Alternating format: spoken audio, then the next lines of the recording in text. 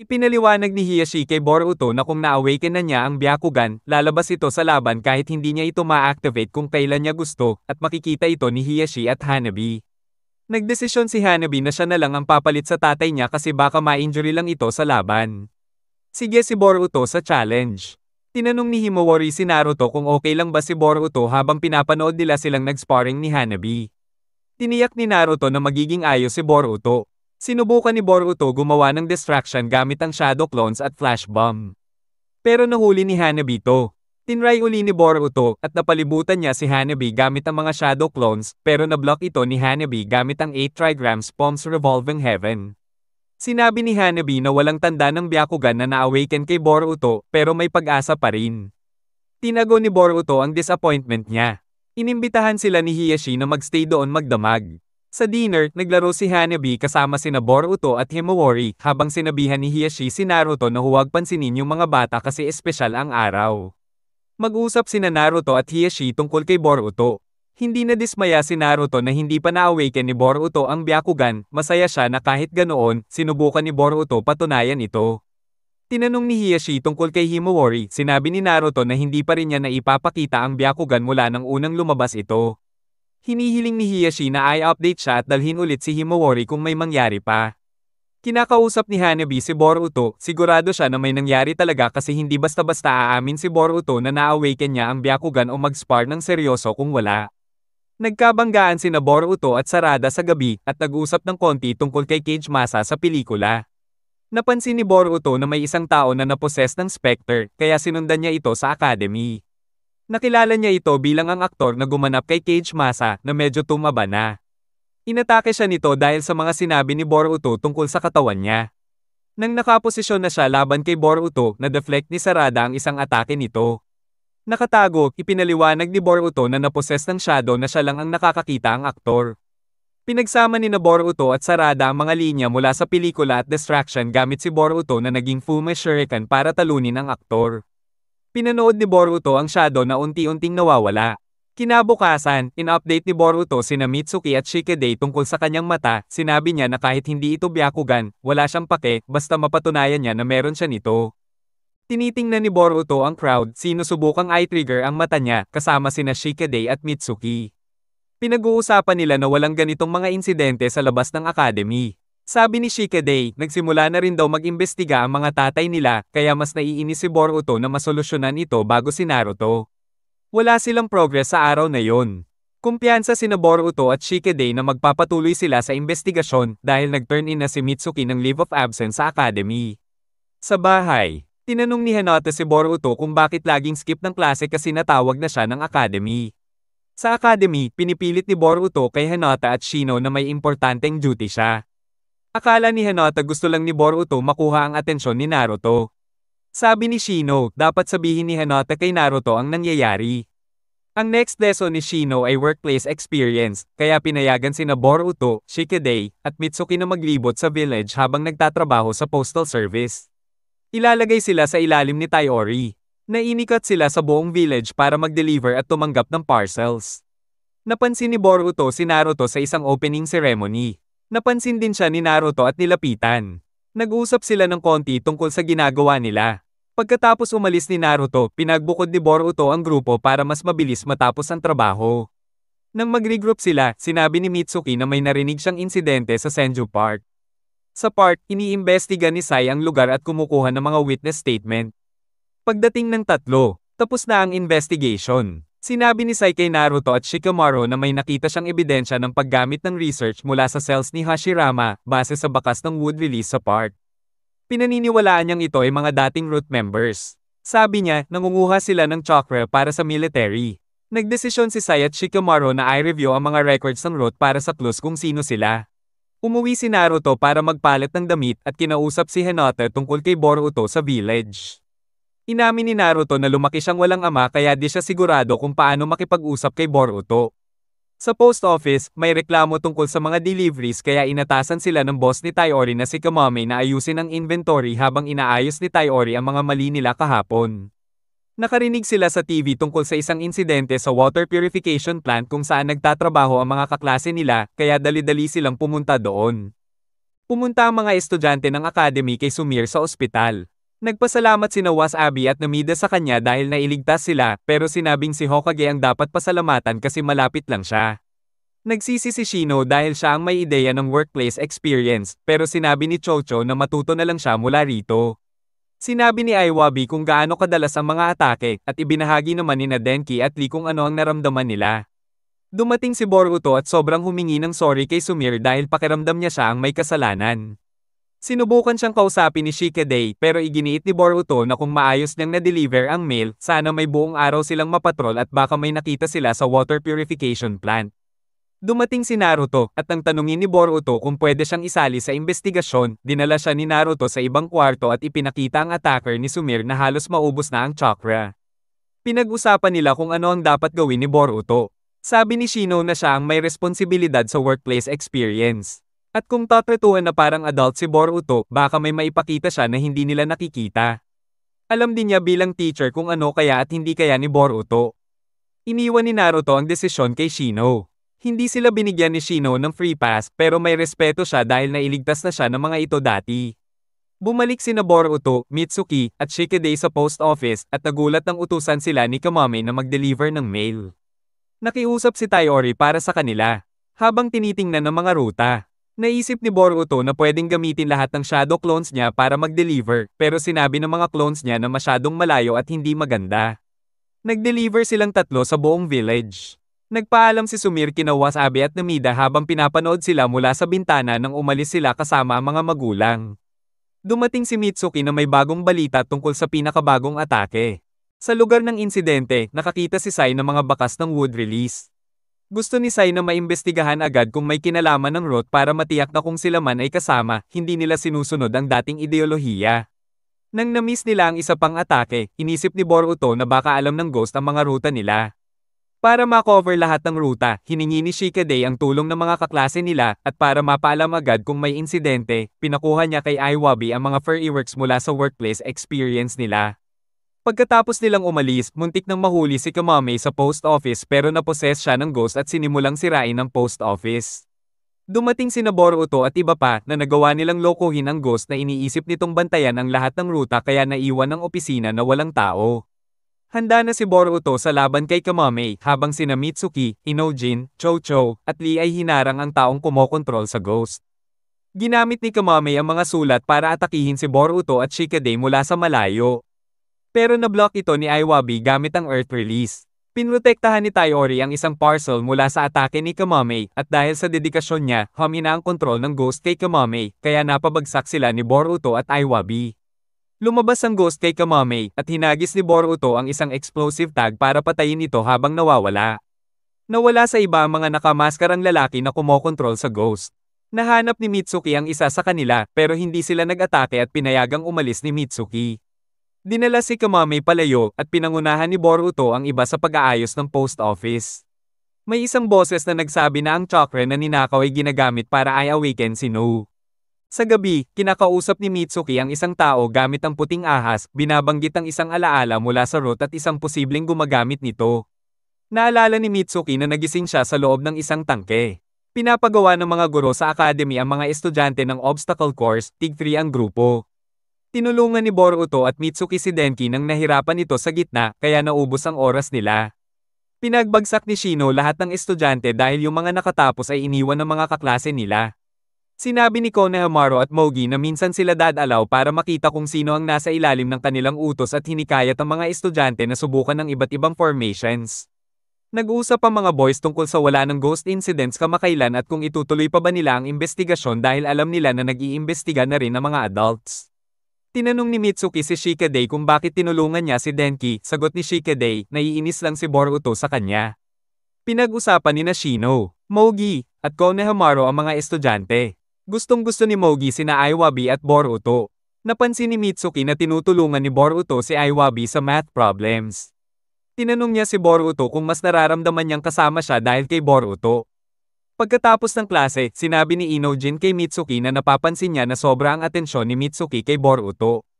Ipinaliwanag ni Inojin kung gaano kahirap kay Boruto na hindi siya makita lang bilang anak ng Hokage.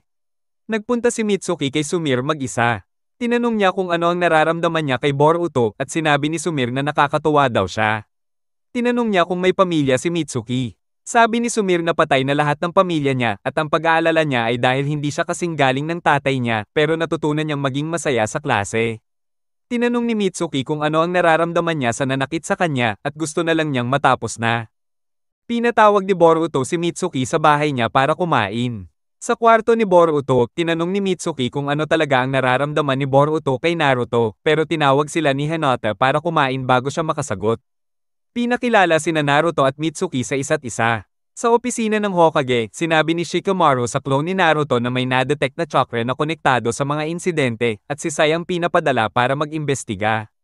Naglaho ang clone ni Naruto at umalis si Naruto sa dinner kaya umalis din si Boruto na galit. Nagpalitan ng salita sina Naruto at Mitsuki. Galit si Boruto kay Naruto dahil simula nung naging Hokage ito, pakiramdam niya nakalimutan ni Naruto ang pamilya niya. Sabi ni Boruto, determinado siyang hindi pababayaan ang mga malalapit sa kanya, gusto niyang gawin ang hindi nagawa ni Naruto. Nag-trigger ito ng alaala kay Mitsuki na narinig ang sarili niyang magulang na nagsabi ng halos parehas na bagay. Mas naintindihan ni Mitsuki si Boruto at inamin niya na alam niya kung sino ang nasa likod ng mga ghost incidents. Iniimbestigahan ni Sai ang taguan ni Tanuki Shigaraki, isang nawawalang dating root researcher na tagahanga ni Danzo, at siyang gumawa ng isang sandata gamit ang cells ni Hashirama na tinawag nilang Gozu Tenno.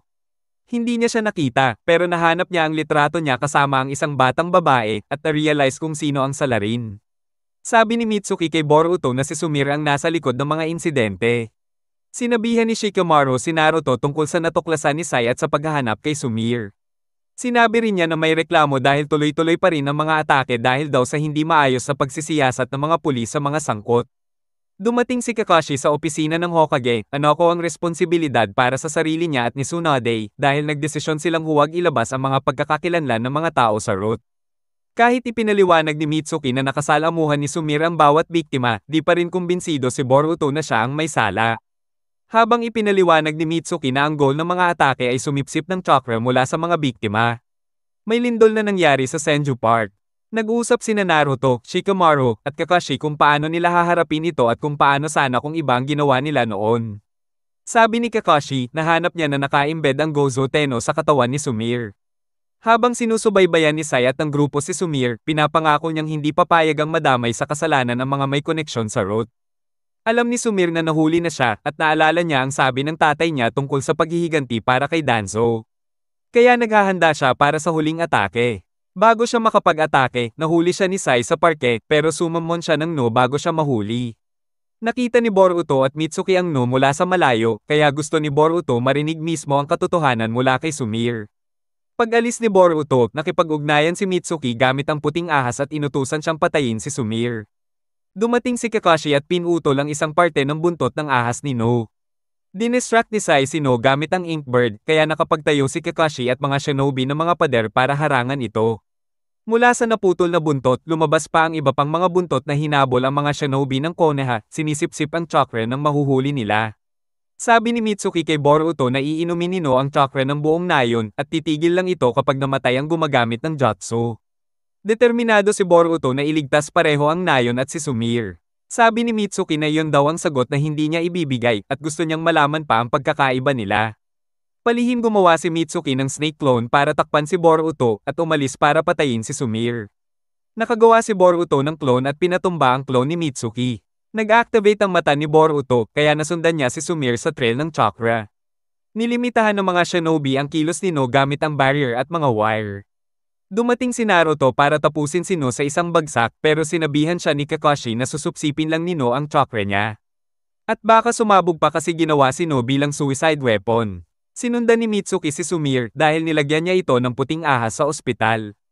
Nahuli niya si Sumire pero pagdating ni Boruto, nakatakas si Sumire bago matapos ni Mitsuki ang ginagawa niya. Aminado si Sumire na siya ang may kasalanan at buhay niya lang ang paghihiganti ng tatay niya.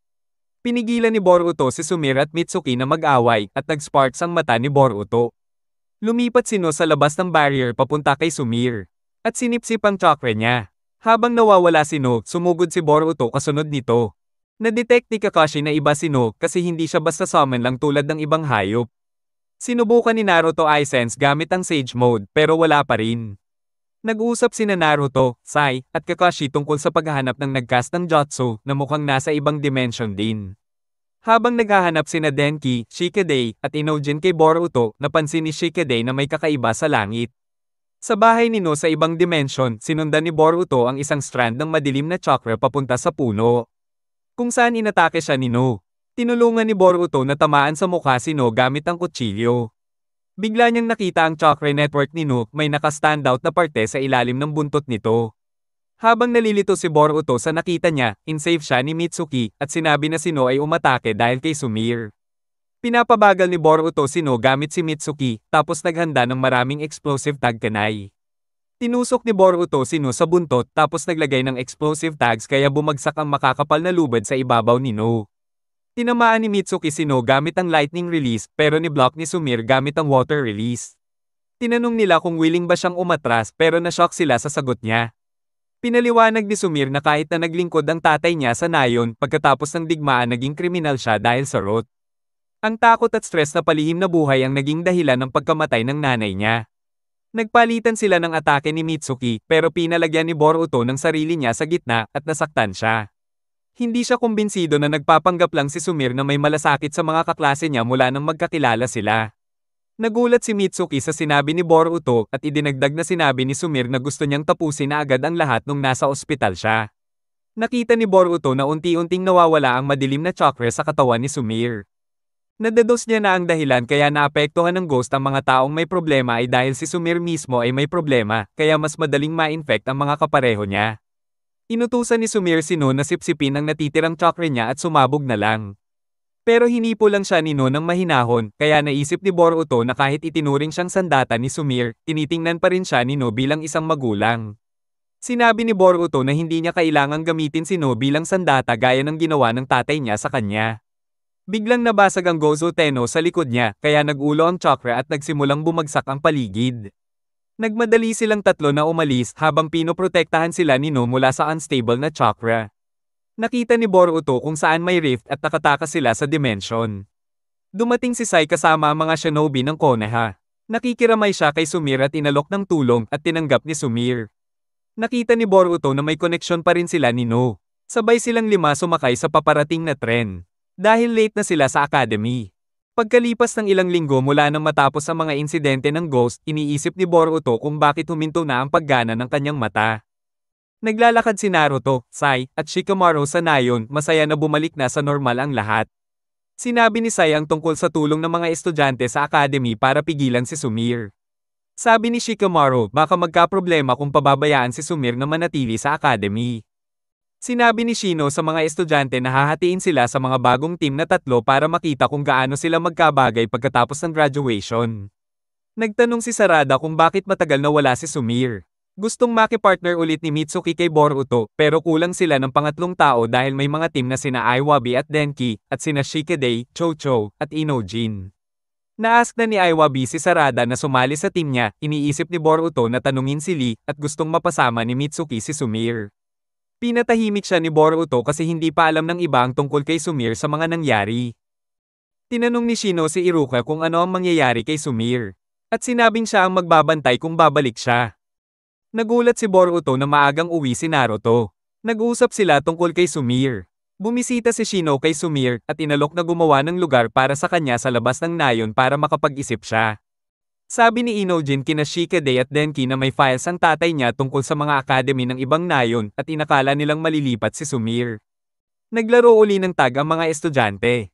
Lumabas si Shino nang makatanggap ng balita tungkol kay Sumire. Sa tulong ni Mitsuki, nakuha ni Boruto ang tag. Bumalik si Sumire at na-touch sa reaksyon ng lahat. Nagpadala si Naruto ng Shadow Clone para makipagkita kay Sasuke at binigyan siya ng scroll tungkol sa Gozu Tenno na sabi ni Sasuke ay galing kay Kaguya at makakatulong para makarating sa mundo niya. Nang imbitahan ni Naruto si Sasuke na bumalik sa nayon, hiningi ni Sasuke na sabihin ni Naruto kay Sakura na sorry siya, tapos umalis. Nagbabala si Toneri tungkol sa pagdating ng mga Diyos. Sinabi ni Kinshaki kay Momoshiki tungkol sa mga kakaibang nangyayari sa mundo ni Kaguya, kaya nagpa siya si Momoshiki na maghanda para umalis.